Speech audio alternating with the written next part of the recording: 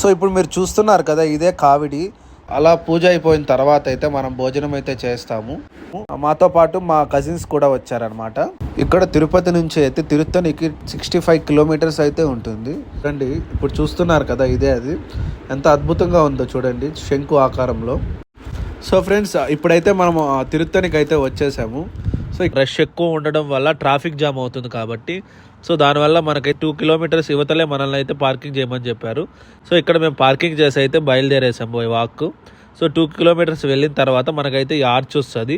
ఇక్కడ నుంచి మనం అయితే పైకి వెళ్ళాల్సి ఉంటుంది గుడి దగ్గరికి. సో ఫ్రెండ్స్, మీకు అక్కడ కనిపిస్తుంది కదా, అదే టెంపుల్.